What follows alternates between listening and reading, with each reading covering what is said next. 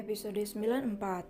Aiden, Ken, Bima, dan gadis cantik mereka Luna beranjak dari ruangan Aiden setelah berbincang-bincang beberapa saat. Mereka turun ke lantai 1 menggunakan lift khusus atasan. Saat mereka tiba, mereka disambut oleh semua karyawan. Luna, Bima, dan Ken begitu terkejut saat melihat banyak karyawan berkumpul di tempat itu. Namun berbeda dengan Aiden, pria itu tampak santai, sepertinya ini ulah pria tampan itu. "Kak, kenapa mereka berkumpul di sini?"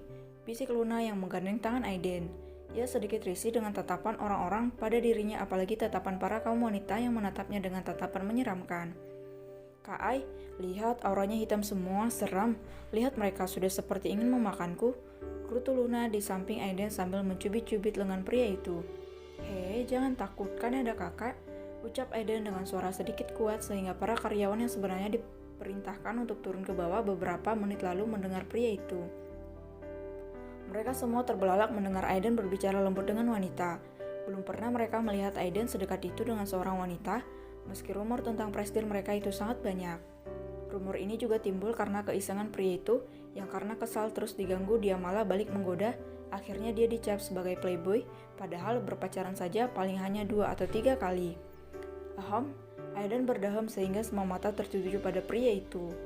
Mereka berempat berdiri di depan para karyawan yang memasang wajah penasaran dengan maksud dan tujuan mengapa mereka dipanggil ke bawah. "Saya hanya ingin menyampaikan, kalian semua hafal wajah gadis cantik di samping saya ini. Dia orang penting di perusahaan ini dan juga orang penting di hidup saya. Jika suatu hari ia datang berkunjung, kalian harus menghormatinya," jelas Aiden. Luna menatap Aiden bingung, kenapa pria ini memperkenalkan dirinya ke hadapan karyawannya, pikirnya. "Satu lagi, dia adikku," ucap Aiden. "Sudah sana bubar, apa kalian digaji hanya untuk berkumpul di sini? Jika kalian tidak bubar dalam hitungan ketiga," Aiden berhenti saat melihat karyawannya sudah kocar-kacir berhamburan kemana-mana menuju ruangan yang mereka masing-masing. Dasar prestis somplak. Dia yang suruh turun, dia yang marah-marah. Dasar aneh," gerutu para karyawan. "Hah?" Aiden tertawa saat berhasil menjahili karyawannya sendiri. Puk, plak, tuk. 3 pukulan mendarat di tubuh pria itu. 1 di kepalanya, 1 di punggungnya, dan 1 lagi di lengannya. "Au, kenapa dipukul atuh? Babang Aiden jadi atit."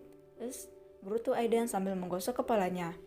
"Dasar prestir bego." Senggak mereka bertiga membuat Aiden menatap mereka dengan tatapan tidak bersalah. Luna melepaskan tangannya dan menggandeng tangan Bima. "Tinggalkan saja prestir aneh itu," ketus Luna sambil menggandeng Bima dan Ken berjalan keluar perusahaan. Tunggu Babang Aiden dong," suruh Aiden berlari menghampiri mereka. "Kakak aneh banget sih, jahil banget sama karyawan sendiri," ketus Luna. Buat nambah imun sayang, kekeh Aiden sambil menggaruk kepalanya. "Halah, banyak bacot kau Aiden, apa coba alasanmu mengumumkan hal itu di depan semua karyawanmu?" tanya Bima. "Cak, aku punya alasan. Kalian tahu kan kalau banyak rumor yang menimpaku, padahal tak ada satupun yang benar. Aku hanya berjaga-jaga agar Luna tidak diterpa rumor itu juga. Dia bisa dalam bahaya kalau sampai ada rumor buruk. Aku tidak mau terjadi apa-apa pada gadis manis ini," ujar Aiden. "Aku tidak mau ada kejadian buruk karena wanita-wanita itu cemburu pada Luna," tambah Aiden. Mendengar ucapan Aiden, Luna merasa terharu karena kasih sayang pria itu benar-benar nyata seperti seorang kakak kandung. "Kak," ucap Luna yang tiba-tiba berhenti dan melepas tangannya dari Ken dan Bima. Mereka bertiga menatap Luna dan ikut berhenti. Grep, Luna memeluk Aiden dengan erat. Ia begitu terharu mendengar ucapan pria itu. "Terima kasih Kak," ucap Luna. Tanpa ia sadari, air matanya malah menetes saking terharunya. Aiden terkejut, namun sesaat kemudian ia tersenyum lalu membalas pelukan Luna yang hanya setinggi dadanya itu. Aiden menepuk kepala Luna dengan lembut. Iya, utuh cengeng banget sih adik kakak ini, ucap Aiden sambil memandang wajah Luna dan mengusap air matanya. Kakak sih naruh bawang kan Luna jadi nangis, kekeh Luna yang membuat mereka bertiga tergelak dengan ucapan gadis itu.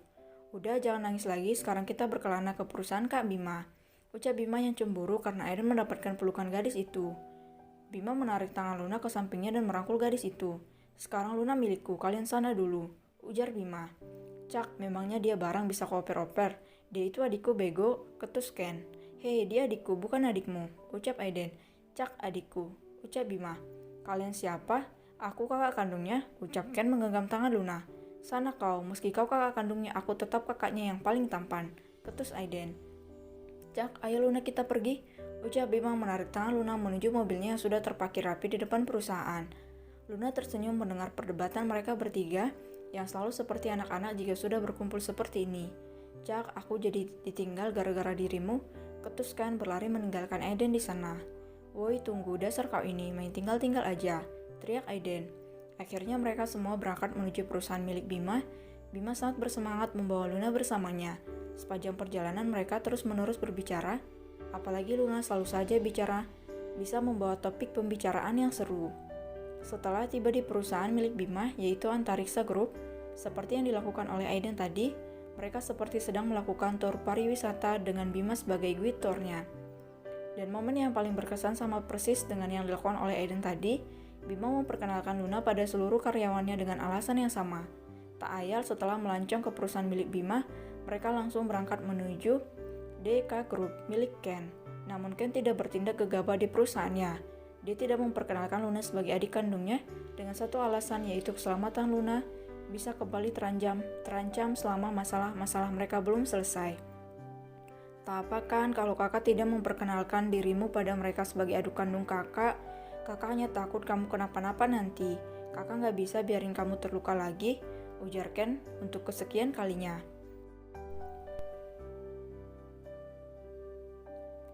Luna memutar malas kedua bola matanya sejak keluar dari perusahaan tadi. Kupingnya panas mendengar perkataan yang sama berulang kali. "Hup, Kak Ken, kau cerewet sekali seperti perempuan saja," ketus Luna kesal. "Ya maaf, kakak hanya tidak ingin kamu salah paham," ujar Ken dengan nada lirih. Luna menatap kakaknya yang duduk di kursi kemudi.